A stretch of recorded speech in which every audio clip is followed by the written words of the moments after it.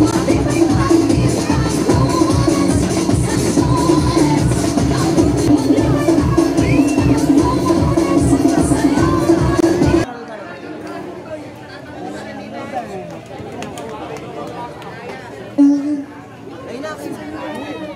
nilayo-layo po ng aking pinanggalingan, wala po bang palakpakan dyan?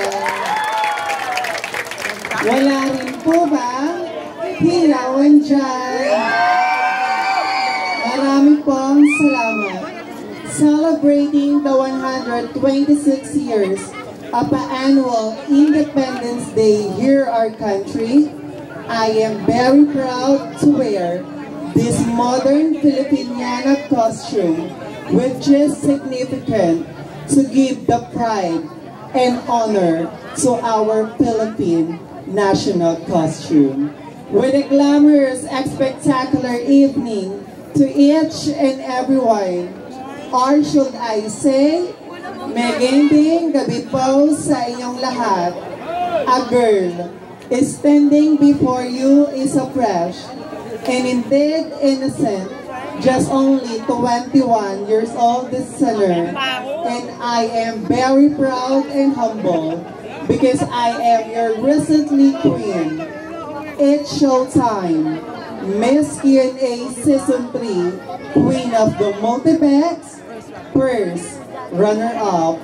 My name is Miss Karen Montesilio, and I am truly all the way with the place that you can experience just like a silver lining. Yes, I am all the way from Tondo, Manila. But tonight, since this is a beauty pageant, allow me to stand by the name of your one and only. I am the only girl who captured the heart of Mr. Ronnie Alonte. Opo, tama po kayong lahat.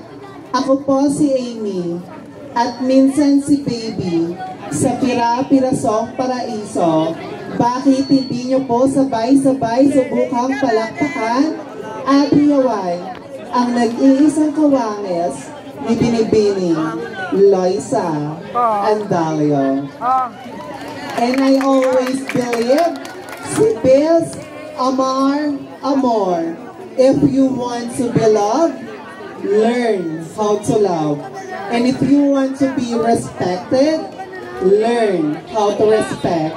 Judges, I am your candidate number 1. Mark my number because I will give you the best show and a night to remember. Thank you.